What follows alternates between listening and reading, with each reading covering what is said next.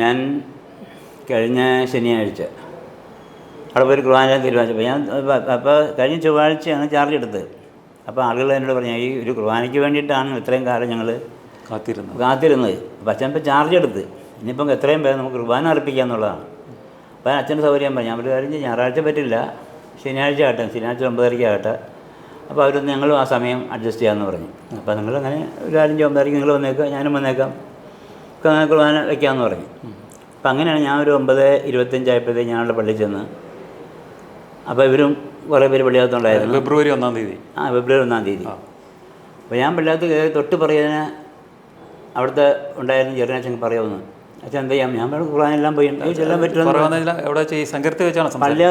പള്ളിയകത്ത് ഞാൻ കയറി പള്ളിയകത്തേക്ക് കയറി ചെന്നത്.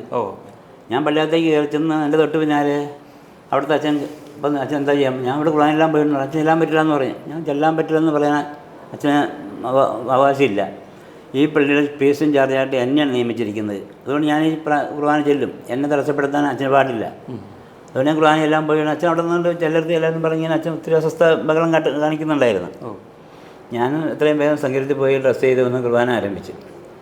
അപ്പോൾ കുർബാനയുടെ സമയത്ത് ഈ നമ്മുടെ ഏകീകൃത സിനഡ് നിർദ്ദേശിച്ച വിശുദ്ധ കുർബാന പങ്കെടുക്കാനായിട്ട് പള്ളി നിറച്ചു വന്നേരം ആൾക്കാരുണ്ടായിരുന്നു. നിറച്ചൊരു 80-90 പേര് ഉണ്ടായി കാണും. അത്രയും പേര് പള്ളിയകത്തുണ്ട്.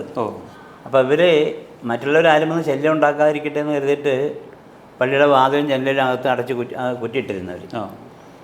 അങ്ങനെ കുർബാന ആരംഭിച്ചു. അപ്പോൾ കുർബാനയുടെ സമയത്ത് ഇങ്ങനെ പുറമേ ഇടിയും തട്ടും സ്വരം കേൾക്കാം.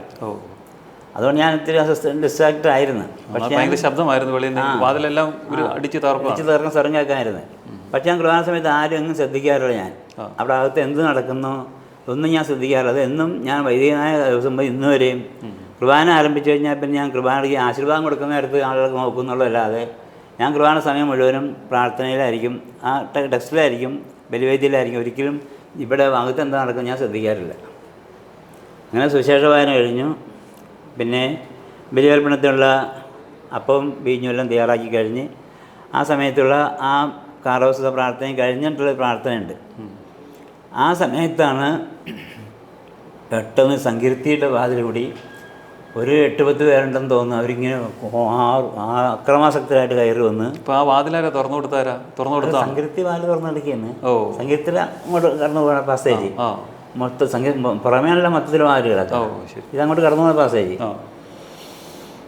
അതിലൂടെ കുറേ പേര് അകത്തേക്ക് കയറി വന്ന് ഒക്കെ ഞാൻ അപ്പാടെ ഒരു ഞടിയും പോയി. അവർ ബലമായിട്ട് എൻ്റെ കയ്യിരുന്ന കുർബാന ടെക്സ്റ്റ് വലിച്ചു മാറ്റിച്ച് ബൈബിൾ എടുത്ത് മാറ്റി, ബൈബിൾ മൈക്ക് സ്റ്റാൻഡ് എടുത്ത് മാറ്റി എന്നെ വട്ടം കയറി പിടിച്ചുകൊണ്ട് വലിക്കുന്നു. അപ്പോൾ ഞാൻ ബലിയർപ്പിക്കാൻ വേണ്ടി വന്നിരിക്കുന്നില്ല. ഞാൻ അതുകൊണ്ട് ബലിവേദിയിൽ തന്നെ ബലമാറ്റി പിടിച്ചെന്നെങ്കിലും എനിക്ക് നിൽക്കാൻ പറ്റില്ല. അവരിങ്ങനെ ഉന്തി തള്ളുന്നു, വലിക്കുന്നു. ആപ്പാട് എന്നെ വട്ടം ചുറ്റി വലിക്കുകയും കൊണ്ട് ചെയ്യുന്നത്. അങ്ങനെ വലിച്ച് ഇതിൽ നിന്നും ഈ ബലിവേദിയിൽ നിന്നും ഒരു ഏകദേശം 2 അടിയോളം താഴ്ചയുള്ള ഒരു റൂമാണ് സങ്കീർത്തി മുറി. എന്നെ അവിടത്തോളം അവർ വലിച്ചു കൊണ്ടുപോയി ഒറ്റ തള്ളി വെച്ചു. ഞാൻ കമന്നടിച്ച് വീണവിടെ. കാപ്പയെല്ലാം അച്ഛൻ എല്ലാം ധരിച്ചുകൊണ്ടിരിക്കുകയാണ്. കുർബാനയ്ക്കുള്ള ദിവസങ്ങളെല്ലാം ഞാൻ ധരിച്ചുകൊണ്ടിരിക്കുകയാണ്. ആ അവസരം എന്നെ വട്ടം കയറി പിടിച്ച് വലിച്ചും ഉന്തി, ഞാൻ പോകാതിരിക്കാൻ വേണ്ടി പരമാവധി ഇവിടെ ഇങ്ങോട്ട് വലിക്കുന്നത്. അപ്പോൾ ഇവരെല്ലാം കൂടി അങ്ങോട്ട് ഉന്തി വലിച്ച് കൊണ്ടുപോയി ആ വാതിൽ കണ്ട ഒറ്റ തള്ളുകളിൽ ഞാൻ കമന്നടിച്ച് വീണ്. അപ്പോൾ വീണ് ഇത്രയും വസ്ത്രങ്ങളൊക്കെ ഉള്ളതുകൊണ്ട് എനിക്ക് എഴുന്നേക്കാൻ പറ്റുന്നില്ല. അപ്പോൾ അവരാരോട് എന്നെ കയ്യെ പിടിച്ച് വലിക്കുന്നുണ്ട്.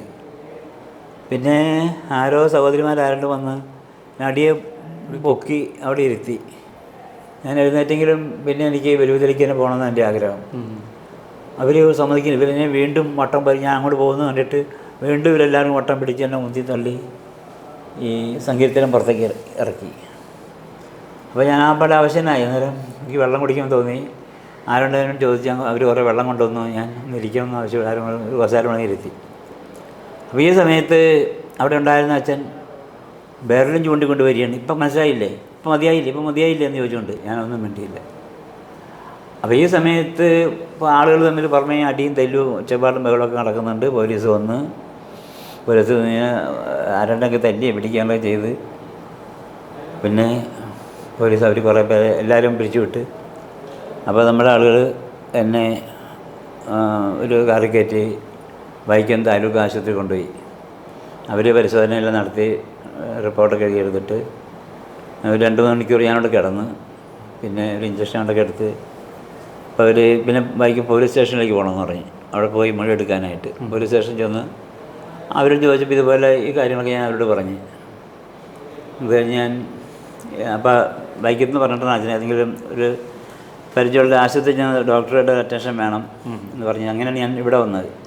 അതുപോലെ തന്നെ ഈ ജെറിനാച്ചൻ ഇങ്ങനെ ഒരു സോഷ്യൽ മീഡിയയിലൂടെ പറയുന്നുണ്ട്, ഞാൻ ഡോറൊക്കെ അവിടെ തുറക്കാൻ ഞാൻ അവിടെ എത്തുമ്പോൾ ആൾക്കാർ എന്നെ പിടിച്ചു മാറ്റി, അപ്പോൾ എന്നെ തുടരുന്നു, എന്നെ അച്ഛനൊന്നും ചെയ്യരുതെന്നൊക്കെ അച്ഛൻ പറഞ്ഞില്ല എന്നൊക്കെ പറയുന്നത്, അതൊക്കെ അങ്ങനെയൊക്കെ നടന്ന സംഭവമാണോ? അല്ല, പറഞ്ഞില്ല. ഞാൻ അകത്ത് നടക്കുന്നതൊന്നും ഞാൻ ശ്രദ്ധിക്കുന്നില്ല. അതെ, അകത്തുണ്ട്. കാരണം അങ്ങോട്ടും ഇങ്ങോട്ടൊക്കെ അച്ഛൻ ഓർഡർ ഞാൻ കാണുന്നുണ്ട്. കാരണം ഞാൻ കണ്ണടച്ച് നോക്കിയല്ലല്ലോ. അപ്പോൾ അച്ഛൻ ഉൾപ്പെട്ടുകൊണ്ടല്ലേ നമ്മൾ വിശുദ്ധ കുർബാന. അതുകൊണ്ട് വേറെ ഒന്നും അവിടെ എന്താ ചെയ്യുന്നതെന്ന് ഞാൻ ശ്രദ്ധിക്കുന്നില്ല. അച്ഛൻ അങ്ങോട്ടും ഇങ്ങോട്ടൊക്കെ ഇങ്ങനെ പായുന്നത് ഞാൻ ശ്രദ്ധപ്പെടുന്നുണ്ട്. പക്ഷെ ആരെന്ത് ചെയ്തതെന്നൊന്നും എനിക്കറിഞ്ഞൂടാ.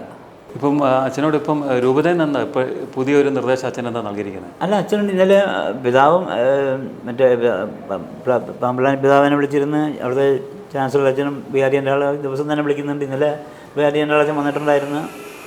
ഞാൻ സമ്മാനം പേടിക്കേണ്ട, അവിടെ എന്താ ആവശ്യമാണ് ഞങ്ങൾ നടത്തിക്കൊള്ളാം, അച്ഛൻ കംപ്ലീറ്റ് റെസ്റ്റായിട്ട് അച്ഛൻ വന്നാൽ മതി, നമുക്കെല്ലാ പിന്തുണയും പ്രോത്സാഹനം തരുന്നത്. വിശ്വാസികളോട് അച്ഛനെന്താ എനിക്ക് പറയാനുള്ളത്, നമ്മൾ ആരും നിരാശപ്പെടേണ്ട ആവശ്യം, കർത്താവ് തന്നെ പറഞ്ഞിട്ടുണ്ട്, അവരെന്നെ പീഡിപ്പിച്ചെങ്കിൽ നിങ്ങളെയും പീഡിപ്പിക്കുമെന്ന്. കർത്താവിൻ്റെ വാക്ക് നിറവേറുന്ന വാക്കുകൾ. അത് ഒരു നിശ്ചിത കാലഘട്ടം കർത്താവ് പറഞ്ഞിട്ടില്ല. അവരെന്നെ പീഡിപ്പിച്ചെങ്കിൽ നിങ്ങളെയും പീഡിപ്പിക്കും. അപ്പോൾ കർത്താവിനോട് ചേർന്ന് നിൽക്കുന്നവരെന്നും പീഡനത്തിന് വിധേയരാകുമെന്ന് കർത്താവ് മുൻകൂറായിട്ട് പറഞ്ഞിട്ടുണ്ട്. അതുതന്നെയല്ല, കർത്താവിൻ്റെ സ്ത്രീയന്മാരെല്ലാവരും അതികഠോരമായ സഹനത്തിൽ കൂടിയാണ് അവർ സഭയ്ക്ക് നേതൃത്വം കൊടുത്തതും മരിച്ചതും. അങ്ങനെ ഏതാണ്ട് 3.5 നൂറ്റാണ്ട് കാലം, 1-2 ദിവസമല്ല, 1-2 കൊല്ലമല്ല, ഇവിടെ ഇപ്പോൾ 3 വർഷമായുള്ള ഈ പീഡനം തുടങ്ങിയിട്ട് 350ഓളം വർഷം അതികഠോരമായ പീഡനത്തിൽ കൂടിയാണ് സഭ കടന്നുപോയത്. ഏതെല്ലാം വിധത്തിൽ തീച്ചുകൂടിയിട്ട് കത്തിക്കുക, വെള്ളം മന്യമൃഗങ്ങൾക്ക് എറിഞ്ഞിട്ട് കൊടുക്കുക, പച്ചയായിട്ട് ശരീരം കീറി മുറിക്കുക, പിന്നെ ഏതെല്ലാം വിധത്തിൽ പീഡിപ്പിക്കാമോ അങ്ങനെയുള്ള പീഡനങ്ങളിൽ കൂടിയാണ് സഭ വളർന്നത്. അല്ലാണ്ട് സഭ സൂര്യോദയത്തിൽ കൂടി ഒരു പെരുന്നാൾ ആഘോഷം വല്ല കെട്ടിടങ്ങളും പണിതുമല്ല സഭ വളർന്നത്. അത് കഠോരമായ പീഡനങ്ങളുടെ നടുവിൽ അവർ ധീരതയോടുകൂടി ഈ സത്യവിശ്വാസത്തിന് വേണ്ടി മുന്നോട്ട് വന്ന് ആ ജീവിക്കുന്ന മാതൃകയാണ് പിൻതലമുറയ്ക്ക് അവർ കൈമുതലായിട്ട് പകർന്നു കൊടുത്ത്. ആ സഹനത്തിൻ്റെ മാതൃക കൈമുതലായിട്ട് ഏറ്റെടുത്തതിൻ്റെ പേരിലാണ് സഭ വളരാൻ തുടങ്ങിയത്. അപ്പം ഇന്ന് കാലഘട്ടം മാറിക്കൊണ്ടിരിക്കുന്നു. പക്ഷേ ഇന്നും ആ സഹനത്തിൻ്റെ വേറെ തരത്തിൽ, അന്ന് ഒരു തരത്തിലായിരുന്നു, ഇന്ന് വേറെ രൂപത്തിൽ ആ സഹനത്തിൻ്റെ കാലം വീണ്ടും വരികയാണ്. പക്ഷെ നമ്മൾ പേടിക്കേണ്ട ആവശ്യമില്ല. കർത്താവിൻ്റെ പരിശുദ്ധാത്മാവെന്ന് സ്ത്രീമാർക്ക് കൊടുത്ത പരിശുദ്ധാത്മാവിൻ്റെ ശക്തി ഇപ്പോഴും സഭയോട് കൂടിയുണ്ട്. കർത്താവ് പിൻവലിച്ചിട്ടില്ല. അപ്പോൾ ആ പരിശുദ്ധാത്മാവിനെ വിളിച്ച് പ്രാർത്ഥിച്ച് ശക്തിപ്പെടുക. അപ്പോൾ തിന്മയുടെ ശക്തികൾ അസ്തമിച്ചു പോകും.